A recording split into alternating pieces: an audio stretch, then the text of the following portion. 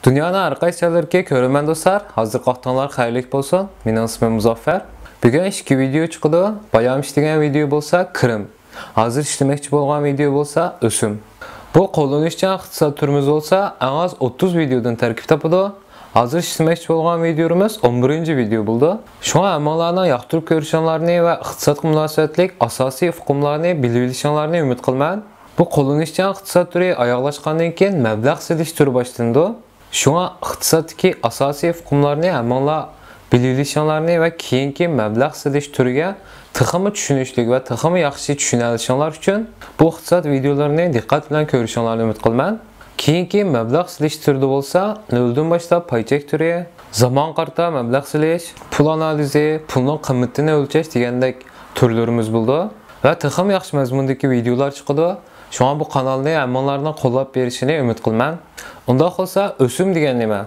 Banka va shunga o'xshash organdan ma'lum bir kishiga yoki ma'lum bir organga ariyatga berilgan pulning ishiltilishiga va vaqti qarta erishgan foyda. Ya'ni boshqalarning pulini ma'lum muddat ishiltishga to'langan pul. Oddiy qilib aytganimizda ijaraga berilgan pulning ijara qiymati. Bununla o'xshab ketilgan bir misal qilib bersam, masalan bir yerdan siz mashina kira olgan vaqtingizda bu mashinani 1 oy yoki 1 yil ishlatasiz. Bunun qarşılığında siz ma'lum bir ijara haqi to'laysiz. Chunki boshqa birisining mashinasi sizda, sizning pulingiz onunda bo'lishi kerak.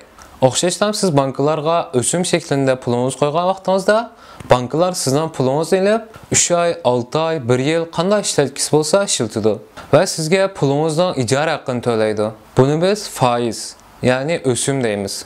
O'sim persenti nima qarta o'lchildi? Qaysi vaqtlarda o'sim yuqori bo'ldi, qaysi vaqtlarda o'sim tuvan bo'ldi? Bularni ko'rib chiqaylik. Eng avval o'sim ikkiga ayrildi. Birinchisi pulingizni bankka qo'yib olgan o'sim, ya'ni foyda.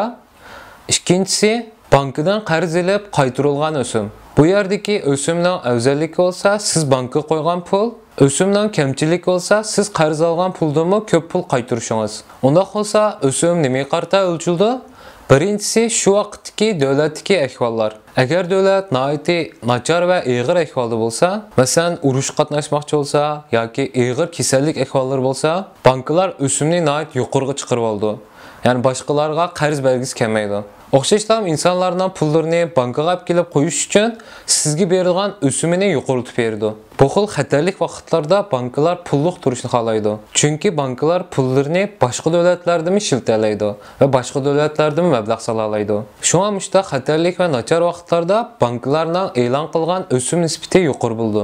Ba'zi vaqtlarda bankalar fursat narxi bilan o'simni yuqoritib berdi. Bu xil ahvollarda siz pulingizni bankaga qo'ymay, dollar yoki oltin olib, texmi ko'p foydaga erishman deb o'ylagan vaqtingizda, bank sizga dollar olma, oltin olma, pulini akal bizning bankka qo'y, men sana o'simni yuqoritib beray deb taklif sundi. Ikkinchisi mo'ljallangan pul paxalligi, ya'ni inflyatsion. Banklar o'simni hisoblash uchun oldingi yilning pul paxalligiga qaramaydi. 2020-yilning mo'ljallangan pul paxalligiga qaraydi. Bu normalda davlatdan e'lon qilgan, markaziy banklarning hisoblagan, iqtisodshunoslarning hisoblab mo'ljallagan pul paxallik nisbatiga qaraydi. Masalan, mushu yilning oxirida 110 pul paxalligi inflyatsion mo'ljallangan bo'lsa, siz bankaga berib, men sizlarning bankalarga 100 lira qo'yay, yil oxiri menga 110 lira qilib qaytaringlar degan bo'lsangiz, hech qanday pay topgan bo'lmaysiz. Chunki yil oxirida 110 pul paxalligi mavjud.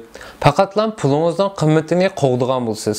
Pul paxalligi qanday paydo bo'ldi deganda, bir davlatdagi hamma narsaning bahosi 100 liradan 110 liraga chiqqan vaqtda 110 pul paxalligi yuz bergan bo'ldi.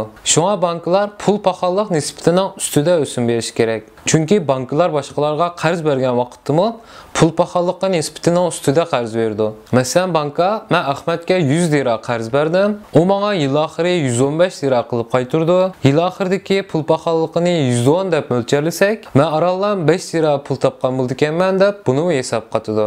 Üçüncü, bexassizlik xatiri. Banka sizga qarz berishdan burun bir tekshirdi. Bankadan olgan qarzni xato ishlatib yo'q qilib yutishingiz mumkin. Masalan, men bunga qarz bersam, bu pulni nega ishlatadi? Bu yerdagi bexassizlik xatiri nima? Agar siz bankadan olgan qarz bilan boshqa birisining qarzini to'lasangiz, bu pulning bankaga qaytib kelmaslik ehtimolligi nihoyat yuqori. banka sizga bu pulni bermesi mumkin yoki nayt yuqori o'sim bilan taklif sunishi mumkin. Agar siz uy yoki mashina almoqchi bo'lib qarz olsangiz, sizga o'simni to'vanlatib berish mumkin. Chunki normalda ehtiyoj qarzlarida o'sim yuqori, mashina almoqchi bo'lsangiz o'sim sal to'van bo'ldi. Chunki bank sizga qarz berdi, siz bu qarz pul bilan berib mashina sotib oldingiz.